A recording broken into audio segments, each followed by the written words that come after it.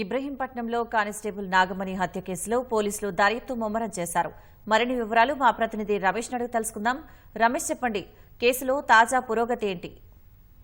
రంగారెడ్డి జిల్లా ఇబ్రహీంపట్నం మండలంలోని రాయపల్లిలో జరిగిన మహిళా కానిస్టేబుల్ హత్య కేసుకు సంబంధించి పోలీసుల దర్యాప్తు కొనసాగుతుంది. ఈ కేసులో ఇప్పటికే పరమేశ్ అనే నిందితుడికి సంబంధించి కూడా పోలీసులు అయితే గాలిస్తున్నారు. అతనితో పాటు అతనికి సహకరించిన ఎవరైనా ఉన్నారన్న ఒక అనుమానంతో కూడా వివిధ కోణంలో పోలీసులు అయితే దర్యాప్తు అయితే కొనసాగిస్తున్నారు. ప్రస్తుతం పరమేశ్ పైన కూడా కేసు నమోదు చేసి పోలీసులు అయితే అతని కోసం అయితే గాలిస్తున్న పరిస్థితి ఉంది.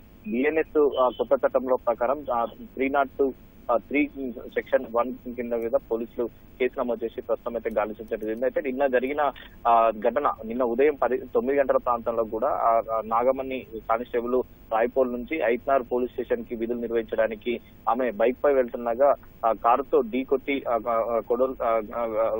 కొడవలతో దారుణంగా హత్య చేసిన వెంటనే ఇటు బంధువులు గాని తర్వాత కుటుంబ సభ్యులు ఘటన స్థలాన్ని చేరుకొని వారి కన్నీరు మీద అయిన పరిస్థితి అయితే తెలిసింది. అయితే అక్కడ నుంచి నేరుగా ఉస్మానియా ఆసుపత్రికి మృతదేహాన్ని పోస్ట్ మార్టం కోసం తరలించి తర్వాత నిన్న రాత్రి పోస్ట్ మార్టం పూర్తయిన తర్వాత అంత్యక్రియలు కూడా పోలీసులు సమీక్షలో కూడా అంత్యక్రియలు పూర్తి చేయడం జరిగింది. ఈ రోజు అతని కోసం ప్రస్తుతం అయితే గాలించిన తర్వాత కేవలం అంటే కులాంతర వ్యవహారంతోనే ఆమెను హత్య చేసేదా లేదా ఆస్తికి సంబంధించి కూడా ఇది హత్య జరిగిందన్న కోణంలో కూడా పోలీసులు ప్రస్తుతం దర్యాప్తు అయితే చేస్తున్నారు. అతన్ని అదుపులో తీసుకుంటే అతన్ని విచారిస్తే కానీ పూర్తి వివరాలు తెలిసే అవకాశం ఉంది. అయితే కేవలం అంటే నాగమణి హత్య చేసే సమయంలో పరమేశ్ ఒక్కడు మాత్రమే హత్య చేశారా, ఆ కారులో ఇంకా ఎవరైనా ఉన్నారా అనేది ఉన్నందున ఆ కోణంలో కూడా పోలీసులు అయితే ప్రస్తుతం మీద దర్యాప్తు చేస్తున్నారు. మరి అతని కోసం 3 బృందాలు ప్రస్తుతం అయితే గాలిస్తున్న పరిస్థితి ఉందని చెప్పి కూడా ఇటు ఇబ్రహీంపట్నం సిఐ సత్యనారాయణ అయితే ప్రస్తుతం అయితే వెళ్లించే పరిస్థితి ఉంది. అతన్ని ఖచ్చితంగా త్వరలో పట్టుకొని పూర్తి వివరాలు అయితే రాబట్టిన తర్వాత మరిన్ని